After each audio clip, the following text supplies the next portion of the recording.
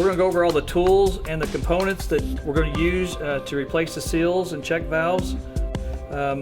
First of all, we want to follow the lockout tagout procedures. Make sure all the pressure is bled off the pump, no pressure in the lines, shut everything out, lock out, tag it out before you do any breaking of lines or any maintenance at all. What we have here is the cylinder wrench. This will move the sleeve of the cylinder. This is the seal removal tool. This is a plunger removal tool, which is a two-purpose tool. This in here will remove the hydraulic seal cartridge. This in here will remove the plunger. This is the end cap removal tool. This is the cylinder clamp removal tool if you need it. We have a crow's foot for the gland nut of the check valve. We have the V-block if you needed to support the cylinder underneath. The seals, we have the high pressure seals, hydraulic seal cartridge. We have the discharge repair kit. We have the pin, the spring, the poppet, and the seat. We have the O-rings for the hard seal end cap. We have the goop that's used on all metal-to-metal surfaces, on the threads and mating parts. We have the grease that's used on our O-rings and on the hydraulic seal cartridge. Clean everything off with some lubricant, cleaning WD-40 LP grease removal. Then we have the JLM lube, Moly lube to put on the jacking bolts. This should be everything you need to make your repairs. Okay, we want to make sure we use genuine KMT parts in here to get maximum performance and productivity. And let's get started. Okay, we're going to show you the seal replacement procedure and the check valve rebuild procedure and the hydraulic seal cartridge. The first thing we did, we took our high pressure lines off. Took them off from there on both ends to make it a little easier here for the video. We took our low pressure water line off and we went ahead and loosened our jacking bolts here. And for the training purposes, we went ahead and loosened this up a little bit. So I'm going to thread this off here the rest of the way.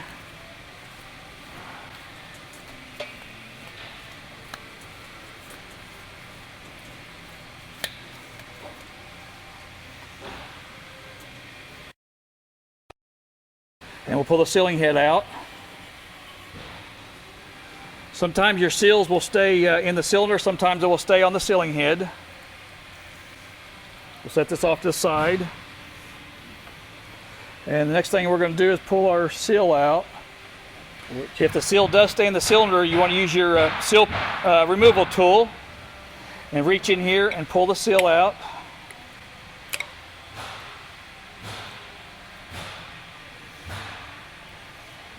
That's the rest of it. The other part stayed on the sealing head. So this is your seal assembly. We're going to put a new one in. But if these are bad, water's going to be dripping out of your weep holes on your end cap here. So the next thing we're going to do is remove the high pressure cylinder. Before you remove the cylinder, it's a good idea to use the V-block here. It's an adjustable V-block so you can support the cylinder.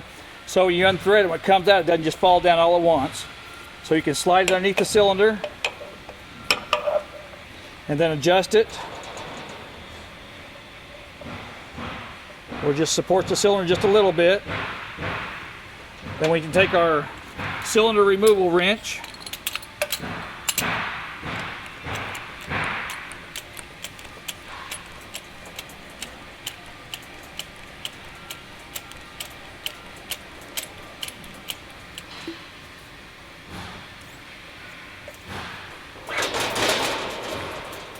okay.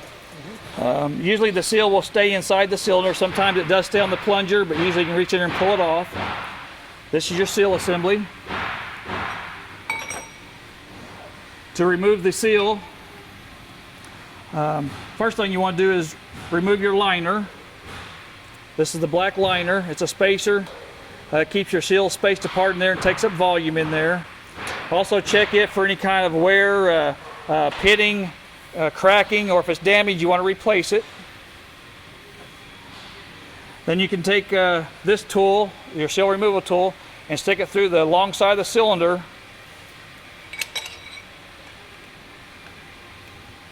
and tap your seals out.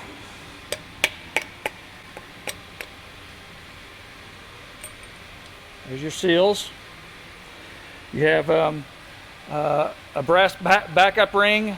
You have two beveled seals. Normally these will have red on one side, but they've been there for a while, the red will be washed off. You have an O-ring seal that'll go in either direction, and then you have a other O-ring with one side facing towards the cylinder, the open side. We'll show you that when we go put it back together.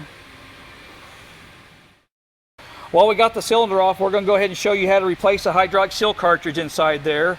If you have oil coming out of here on the bottom, then the seal cartridge would have to be replaced. And very important, before you pull your seal cartridge out, you of course power down the machine and remove the proc switches up here on top, or at least the one that you're going to be working on. This will drain the oil back down through the system, so you don't have a bunch of oil coming out around the seal cartridge.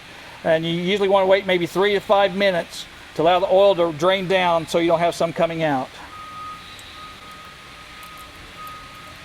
Just be careful not to lose the screws here and the little spacer and the O-ring. The little spacer has a groove in it for one side for the O-ring to go in, and the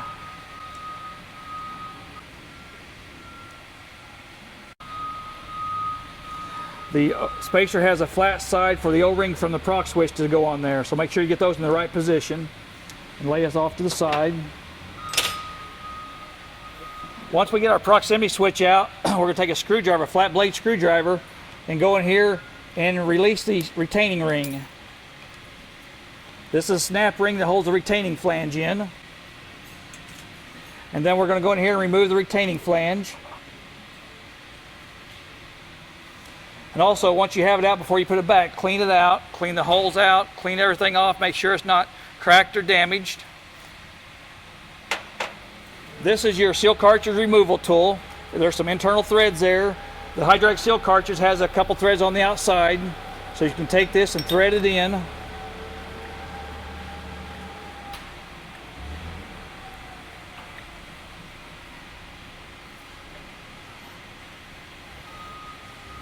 And pull out, and there's your hydraulic seal cartridge. Usually you want to replace the whole thing as a set. Okay.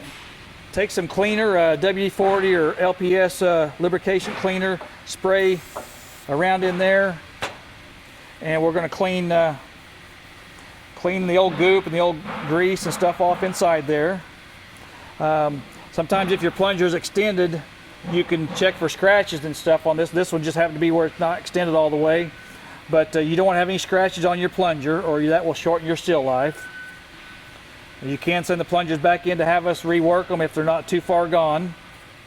But if you have started having a lot of seal trouble, that's something to look at. Once you get that cleaned out, we're going to take our new hydraulic seal cartridge.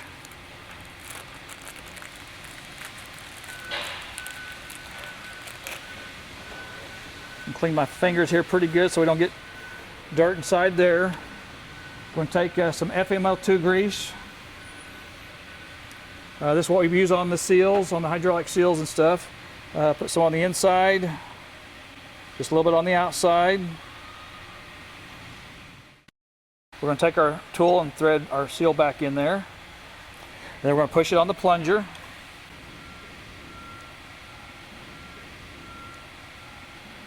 And then we're going to clean our retaining flange.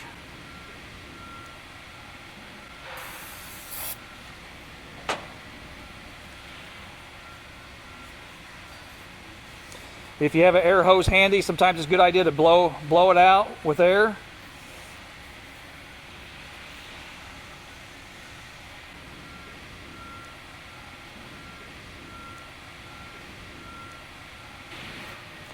If you don't have something there, take a small Allen wrench and just stick through the holes there and make sure they're clear, no debris or grease or anything. Okay. And then make sure that's pushed in all the way there. We're going to take our retaining flange and put just a little FML2 grease on the back side of that. We're going to stick it in there. You usually take your seal tool and just kind of give it just a little tap to make sure the snap ring will go back in its groove.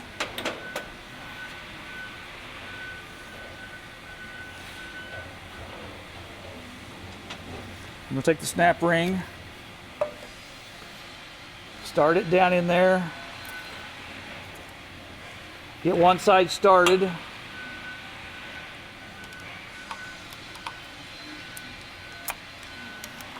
And once you get your seal cartridge in there, make sure you clean your plunger off. You don't want to have any grease on your plunger because there could be a little dirt that could track to it. So clean off really good before we put our seals on. And we'll take our high pressure seals.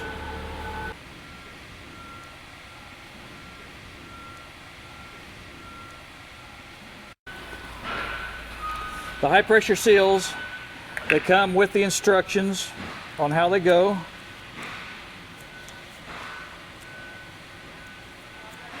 Get it open there. Shows you the position of them.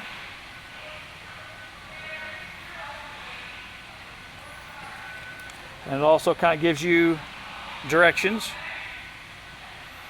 Very important to make sure you get them in the right position. So our packing follower goes on first. The backup ring with the red faces the brass.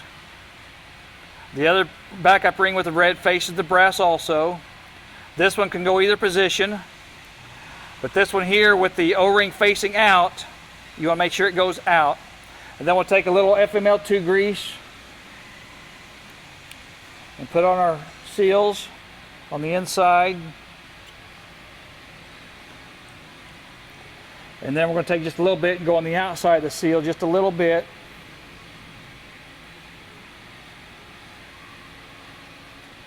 And I'm going to slide it back on with our liner. Make sure your liner's in good condition. I'm going to clean that plunger off again. And then we can go ahead and slide our liner on. All right, before we put our cylinder on, we want to make sure we clean the inside of the cylinder and the outside of the threads. You can use your WD-40 or some type of cleaning solution. Clean it out really good. And then once we're through, we'll run a clean rag through the cylinder to make sure we don't have any trash left in there. You want to take some Scotch-Brite or some 600 sandpaper in your seal area and just spin it around. You want to go in a circular pattern there just to remove any old material or seal debris that could be inside there. And then we'll take a clean rag and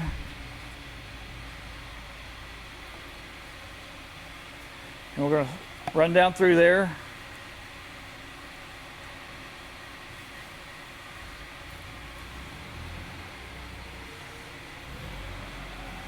Just clean it out good. Then we're going to take some pure goop. This is an anti-seize compound. It's made for stainless and stainless.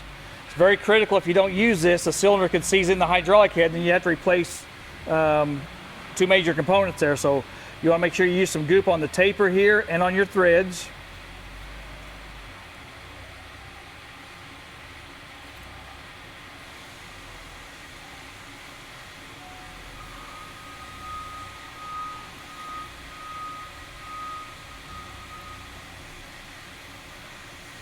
Okay.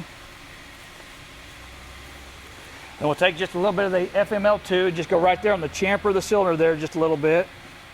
Make your seal start. And then we're going to set it back over here and we're going to slide it in. Okay, I just removed it from the top pan here and brought it down here, and I'm cleaning this other side real good. Make sure you clean it on the threads here, on the outside, the inside. You know, if you need to, if you got any little burrs or anything, use some Scotch-Brite or some 600 sandpaper and go in there and polish it out. Rotate it around. Then we'll run a rag through it. Another critical thing here is, if you note right here, it says seal head this end. You want to make sure you always put the cylinder back in the same position so the seals will set properly every time. So it's always marked on here, seal head this end. All right, we're going to slide this on. and thread it in. To thread it in the rest of the way.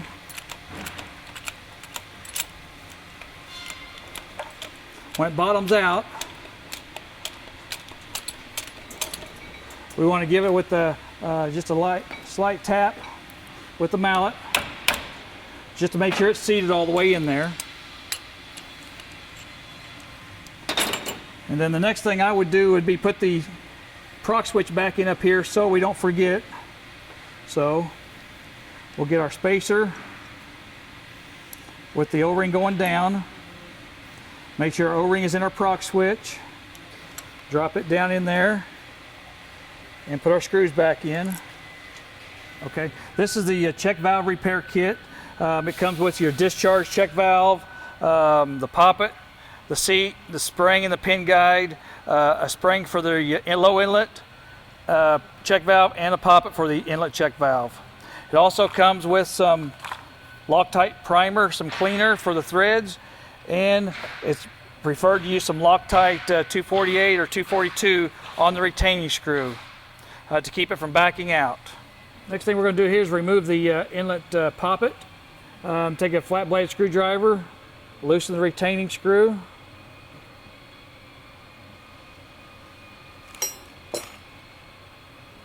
You have a spring, and you have the poppet retainer, and you have the poppet.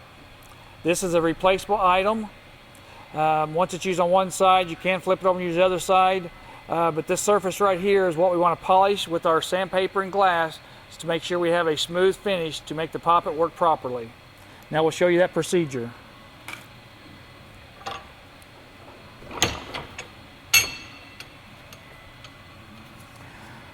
Depends on how bad it is. You can start off with some 320 sandpaper and then go from 400 down to 600. 600 is what you want your final finish to be.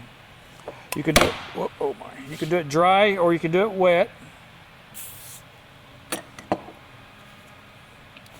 But you want to hold it down, drag it back, pick it up, rotate it, drag it back, pick it up, rotate it.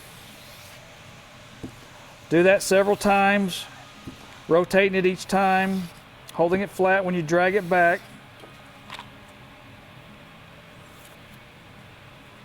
And make sure you get a good finish like that. If you see any dark spots around it or pitting, you may have to go farther with it or machine it down a little further.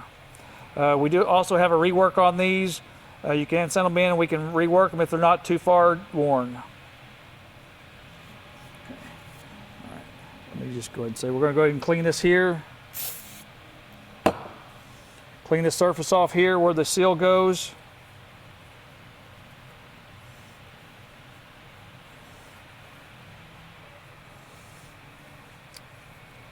All right.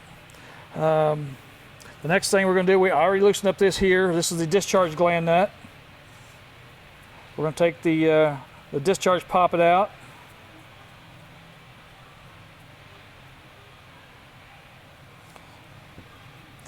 Here we have the poppet, the spring and the pin guide. This is all replaced as a set here. The seat is inside here. You can take a little Allen wrench or a magnet, reach in and pull it out. This is a replaceable item. And then we'll clean the body good.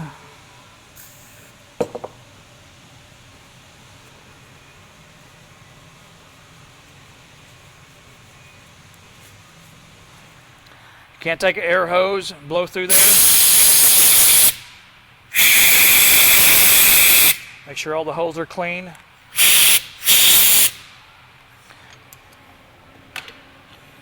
These holes here are where the inlet water comes in.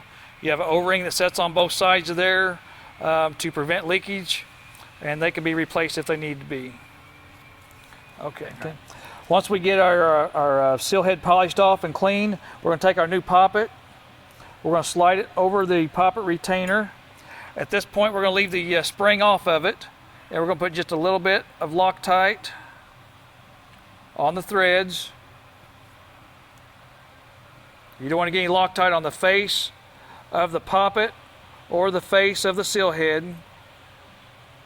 When you thread there, make sure it bottoms out. And I'm going to go ahead and tighten it down.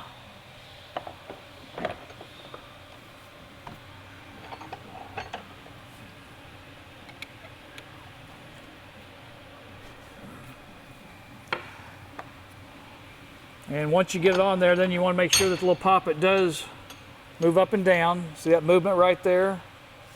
Once we get that back on there, we want to take the spring and open it up one end and spiral it on there backwards. That way it'll go in position there, and the poppet won't get caught underneath the spring or the retainer. Just make sure the end of the spring is halfway between the two slots there. That way it won't get caulked or anything. And that side is done. The next side we're going to do is the discharge. All right, we're going to take our new seat. It'll go in either direction. We'll put just a little bit of goop on one side that goes down inside the body. You don't want to put any on the poppet side. So drop it down in there. And then if you need to, you can use your little Allen wrench to guide it on down. Just make sure it goes down all the way.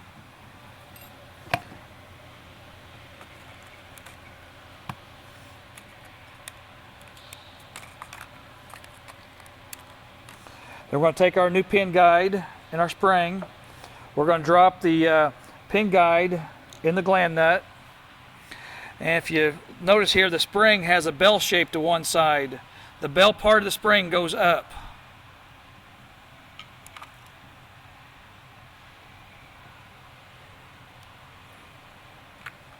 Then we take our new poppet, drop it in. Make sure it bounces up and down. Then we're going to put some goop on the threads. And if you put any on just on the very face of the gland nut there, you don't want any on the top side of your poppet. If you do, take a rag and wipe it off.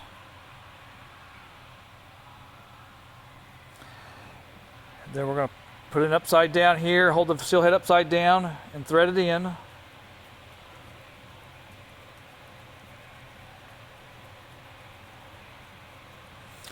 And we're going to torque this to 130 foot-pounds using a crow's foot.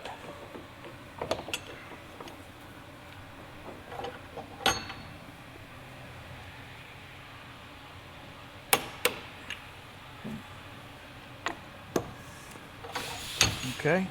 Okay, now we're all done over here. We're going to go back to our pump and assemble it back on the machine. Okay, now we're going to put our seals on our sealing head assembly. Take them out of the package. This little tan ring here has a bevel to one side and flat on one side. The bevel will match the bevel on the seal head. So let's put it on, slide it down where it bottoms out all the way. Then we take a little bit of FML2 grease and put right around there just to make that thing start a little bit easier. The O-ring will be facing up.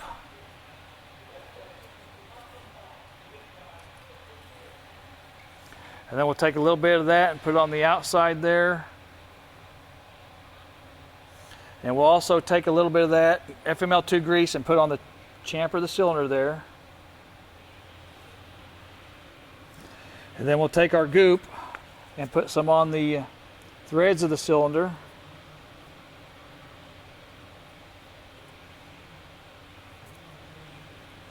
On the outboard side, it's not critical that you put any out here because there's no mating surfaces out here on that. We have a couple O-rings inside of here. If they're damaged, you may have to replace them. If water is leaking out with no power on it, just leaking around there, replace those two O-rings.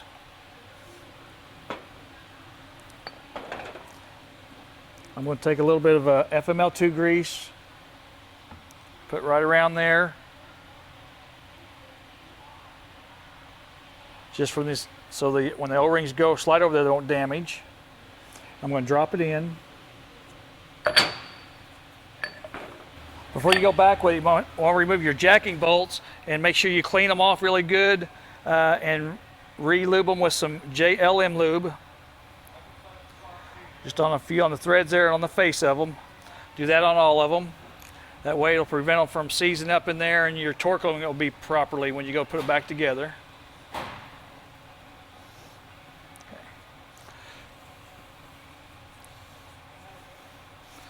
Okay, once we have that in there, we got everything ready. We're going to slide it in our cylinder here, or slide on our cylinder.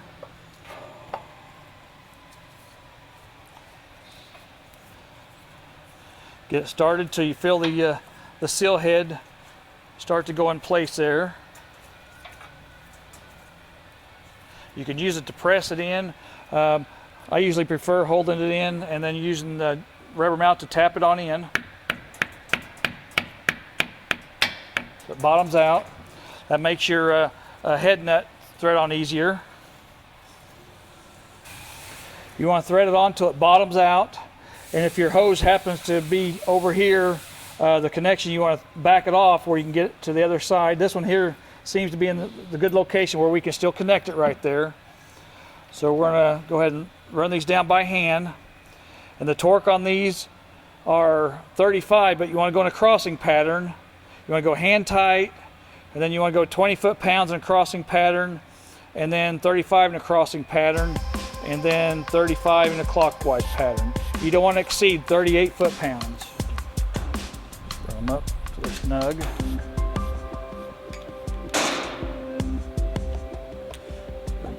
Torque 1, 20. That one's 20. 20. 20. And I'll go up to 35.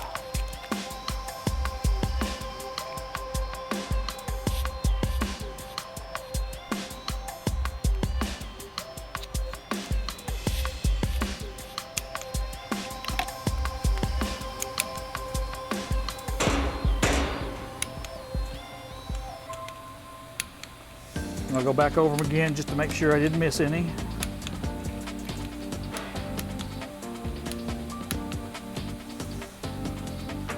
Then we're ready to put our inlet water line on. And we're ready to put our high pressure lines on and start it up, and we'll be done.